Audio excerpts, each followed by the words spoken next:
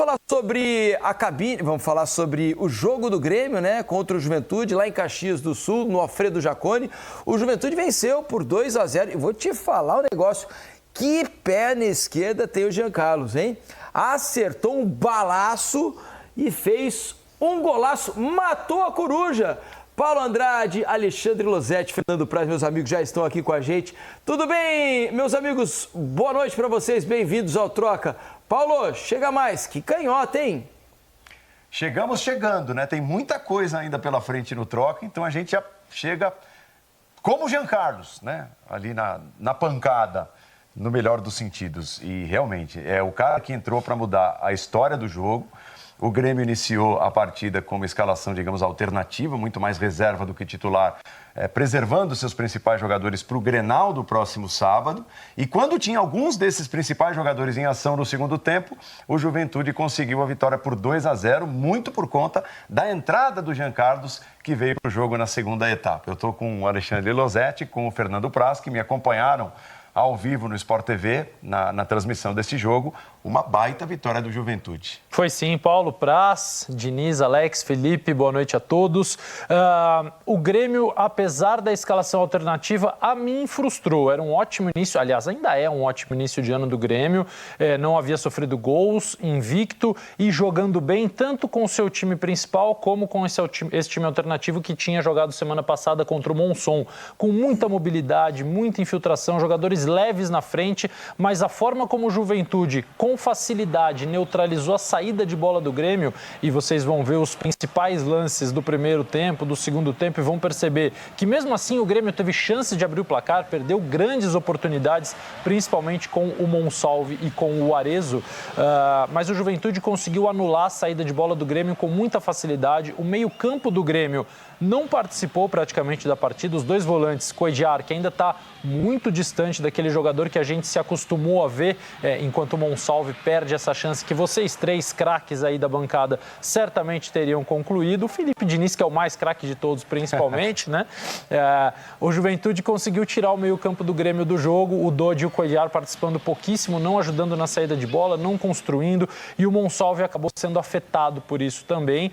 O Juventude teve no Enio, o jogador seu grande destaque na primeira etapa, se movimentando muito do lado direito. O Peterson, que era o ponto esquerda, também entrando para finalizar. Mas não foi um jogo assim entusiasmante no primeiro tempo, apesar de chances perdidas. No segundo, o Grêmio fez modificações e quando a gente imaginava que fosse se fortalecer por entrada de alguns titulares, aconteceu o contrário.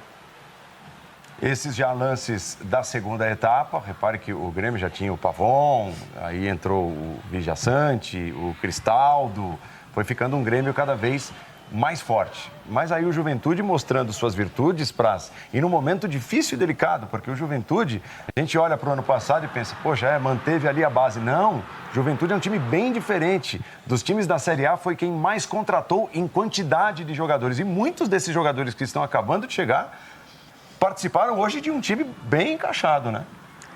Dificultou muito para o Grêmio, principalmente nessa questão que o Losetti falou da marcação na saída de bola. O Grêmio nunca conseguiu fazer uma transição boa, uma construção de jogo, apesar de ser um time que tem qualidade, né? Mesmo sendo um time alternativo.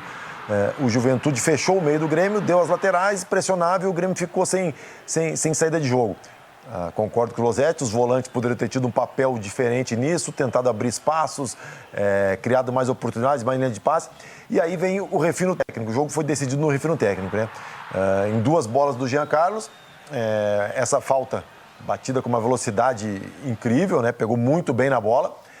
E o outro, uma jogada de recurso técnico que acaba saindo o primeiro gol. Então, assim, a gente esperava às vezes isso do time grande, né? Considerado o time grande, maior investimento que é o Grêmio, e o Juventude que nos entregou isso, entregou uma marcação muito boa, e aí a cereja do bolo, esses dois gols com o refino técnico incrível do jogador dele, do Jean Carlos. E essa é uma jogada rápida, Diniz, num primeiro momento ali, no ao vivo, né? Com a focalização que a gente tinha, não deu para perceber o tamanho do gol que perdeu o Arezzo. Repare, sozinho, a bola passou ali pelo pelo goleiro Gustavo, do Juventude.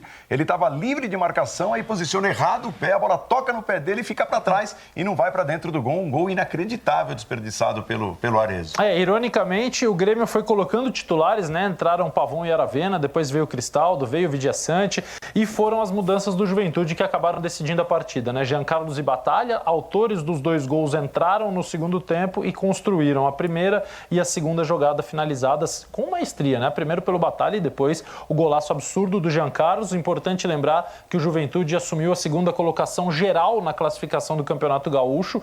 Classificam-se os 3 líderes dos grupos e o melhor entre os segundos colocados, mas o primeiro colocado no geral vai pegar o que passar em segundo. E hoje o cruzamento apontaria Inter e Caxias, Juventude e Grêmio, mas o Juventude está com 12 pontos, o Grêmio com 10. Essa campanha, essas vantagens vão ser levadas para as semifinais. Vive um grande momento o Juventude, que tinha vencido o principal rival, né? Tinha vencido o clássico Caju, Caxias, no final de semana, e hoje derrota o Grêmio. E o Grêmio, que tem essa semana de Série A, hoje foi derrotado pelo Juventude, mas vai com força total, com toda certeza, tentando recuperar campo no Grenal deste sábado, ao vivo, no Premier. Felipe Diniz. Valeu, meus amigos. Vendo o gol do Arezzo, hoje foram pelo menos 3 gols que eu me lembro que foram perdidos quase que embaixo da linha. O Oscar, no jogo do São Paulo, perdeu um assim.